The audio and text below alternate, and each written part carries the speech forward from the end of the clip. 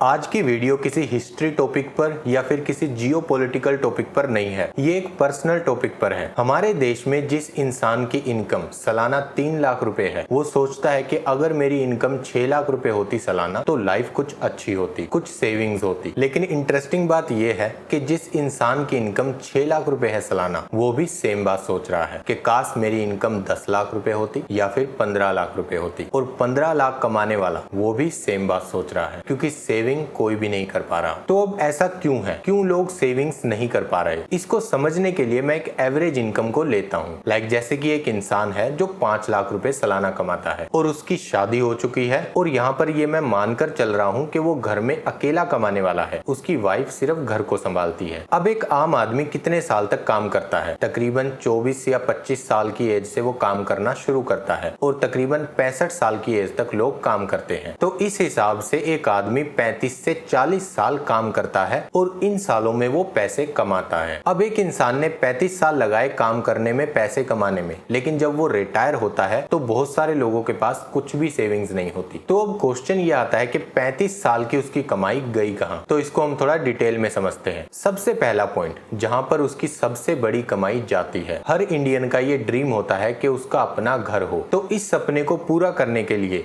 एक इंसान अपने 35 साल की कमाई में से 10 से 12 साल की कमाई अपने घर को बनाने में लगा देता है। और घर को बनाने के लिए हम बहुत ज्यादा खुद को स्ट्रेच करते हैं। अगर कोई घर किसी को मिल रहा है जो 30 से 35 लाख रुपए का है, तो आदमी की मेंटेलिटी ये होती है कि मेरे पास तो 20 लाख रुपए हैं, तो वो और ज्यादा लोन लेता है और उस घर को खरीदता है। और यहाँ पर भी खर्चा खत्म नहीं होता, उसके बाद फर्नीचर, घर का रेनोवेशन और रजिस्ट्री, उसके पैसे अलग से जाते हैं और इन सब पर लगता है जीएसटी। तो ये 30-35 लाख का घर 45 से 50 लाख का बन जाता है। तो इस हिसाब से जो इंसान सालाना 5 लाख रुपए कमाता था, अब इस हिसाब से जो इंसान सालाना 5 लाख रुपए कमाता था, उसने तकरीबन अपने 10 से 11 साल की इनकम वहां दे दी। और कुछ केसेस में लोग प्लॉट लेना पसंद करते हैं। अगर 100 गज का प्लाट भी कोई कहीं पर लेता है और अगर वो अच्छी जगह है तो वो भी 12 से 15 लाख तक का मिलता है, जिसका फिर से वही सारा खर्चा, रजिस्ट्री के पैसे अलग से और जीएसटी के पैसे अलग से। उसके बाद उस घर को स्टार्टिंग से बनवाना और फर्नीचर का खर्चा, सब कुछ मिलाकर खर्चा 50 से 60 लाख पहुंच जाता है, जो कि उस इंसान के 10 से 12 साल की इनकम होती है। अब ये जो नंबर है ये ऊपर नीचे भी हो सकता है उसकी कमाई के हिसाब से और जगह के हिसाब से, लेकिन ये बात सच है कि लोग अपनी कमाई का बहुत बड़ा हिस्सा घर बनाने में दे देते हैं। इसके बाद सबसे बड़ा खर्चा आता है शादी का। अपनी शादी में अपने सारे शौक पूरे करूंगा, बच्चों की शादी में उनके शौक पूरे करूंगा, ये बहुत बड़ा खर्चा है जिसको पूरा करने के लिए इंसान अपने सालों की कमाई वहां पर लगा देता है। अगर किसी इंसान के 2 बच्चे हैं तो एवरेज मान के चलिए एक बच्चे की शादी में तकरीबन 10 से 15 लाख रुपए लगते हैं। और अगर शादी लड़की की हो तो बहुत सारी जगहों पर आज भी दहेज दिया जाता है और बहुत सारी जगहों पर समाज में सिर्फ अपनी इज्जत रखने के लिए बहुत सारा शगुन दिया जाता है। बहुत सारे केसेस में जो लोग उतना खर्चा अफोर्ड नहीं कर सकते, वो भी सिर्फ समाज में अपनी इज्जत बनाए रखने के लिए कुछ भी कर उतना पैसा खर्चा करते हैं। और अगर लड़के की सरकारी नौकरी हो तो फिर तो बहुत ज्यादा पैसा देना पड़ता है। लेकिन अगर एवरेज मानकर चले तो 10 से 15 लाख रुपए लग जाते हैं। अब अगर शादी एकदम ग्रैंड हो तो फिर तो करोड़ों में बात चली जाती है। यहाँ पर मैं एवरेज शादी मानकर चल रहा हूँ। तो मतलब अगर एक शादी में 15 लाख रुपए लग रहे हैं तो 2 बच्चों की शादी में तकरीबन 30 लाख रुपए लगेंगे। अब एक इंसान जो 5 लाख रुपए सालाना कमाता है, ये उसके 6 साल की इनकम है। तो 35 साल में से 12 साल की इनकम तो पहले कम हो चुकी थी, अब 6 साल की इनकम और कम कर दीजिए। अब उस इंसान के पास बची 17 साल की इनकम। इसके बाद इंसान का सबसे बड़ा जो खर्चा आता है वो आता है उसका स्टेटस मेंटेन करने में सोसाइटी में, जिसके लिए वो खरीदता है कार। आज के टाइम पर एक सिंपल कार भी 10 लाख रुपए की आती है। नॉर्मल से नॉर्मल इंसान की जो इच्छा है वो शुरू होती है क्रेटा से, ब्रेजा से या स्कोडा से। लग्जरी लुक तो दिखाना है ना, इसके लिए हम लेते हैं तकरीबन 15 लाख से 20 लाख की गाड़ी। अब अगर 20 लाख की गाड़ी एक इंसान ले रहा है तो उसके 4 साल की इनकम वहां जा रही है। तो जो बाकी बचे 17 साल की इनकम थी, उसमें से 4 साल अगर हम हटा दें, अब बची 13 साल की इनकम। लेकिन सबसे बड़ी जो जिम्मेदारी थी वो तो अभी भी खड़ी है, बच्चों की एजुकेशन। बच्चों की पढ़ाई में आजकल बहुत सारा पैसा जाता है, उनकी फीस में, उनकी वर्दी में, सब कुछ हमको स्कूल से लेना पड़ता है, जिसके लिए स्कूल वाले लाखों चार्ज कर रहे हैं। एवरेज बच्चे की पढ़ाई का खर्चा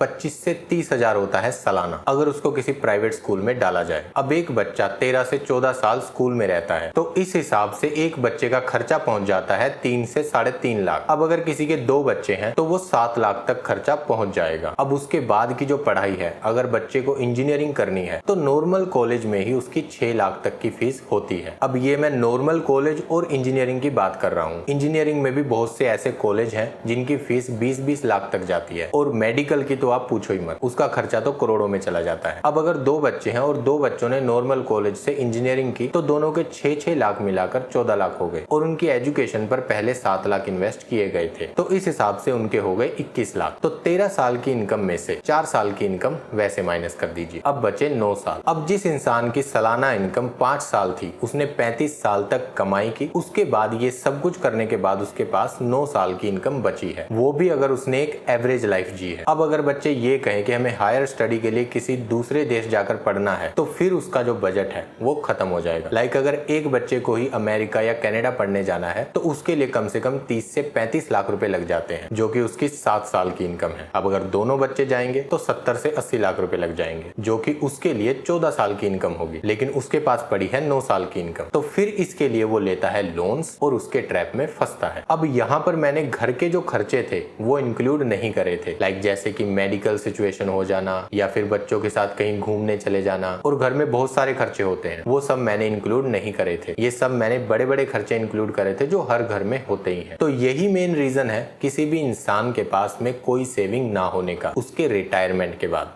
तो अब इसमें किया क्या जाए, मतलब मैंने प्रॉब्लम तो बता दी, लेकिन उसका सोल्यूशन क्या होगा? सोल्यूशन यही होगा कि सबसे पहला जो हमारा सबसे ज्यादा खर्चा था वो था घर लेना, जिसमें हमारी सबसे ज्यादा इनकम जा रही थी। तो आप घर लीजिए क्योंकि वो एक अच्छी चीज है, लेकिन उसके फर्नीचर पर और उसके रेनोवेशन पर ज्यादा खर्चा मत कीजिए। मतलब 50,000 का सोफा लेने की बजाय आप 10,000 का सोफा भी ले सकते हो। 1 लाख का टीवी लेने की बजाय आप 15-20 हजार का टीवी भी ले सकते हो। तो जहां पर फालतू के खर्चे हैं उनको खत्म कीजिए, क्योंकि अगर फ्यूचर में आप उस घर को बेचना चाहोगे तो आपको उस घर की कीमत मिलेगी, उसके फर्नीचर की या उसके पेंट की, इन सब की कीमत नहीं मिलेगी, क्योंकि जो नया इंसान आएगा वो बाद में रेनोवेट कराने ही वाला है अपने ढंग से। तो जमीन की कीमत तो होती है, तो आप उसमें जरूर इन्वेस्ट कीजिए, लेकिन फालतू खर्चे मत कीजिए। दूसरा सबसे बड़ा खर्चा जा रहा था शादी में। अब शादी में लोग क्या करते हैं, सिर्फ लोगों को दिखाने के लिए बहुत सारे लोगों को बुला लेते हैं और उसके बाद बहुत सारा उनका खर्चा हो जाता है। आप एक सिंपल चीज कीजिए, आप अपने मेन लोगों को बुलाइए और उनको एकदम परफेक्ट हॉस्पिटैलिटी दीजिए। और शादी में ज्यादा खर्चा करने की बजाय आपके पास अगर पैसा है तो वो अपनी बेटी को दे दीजिए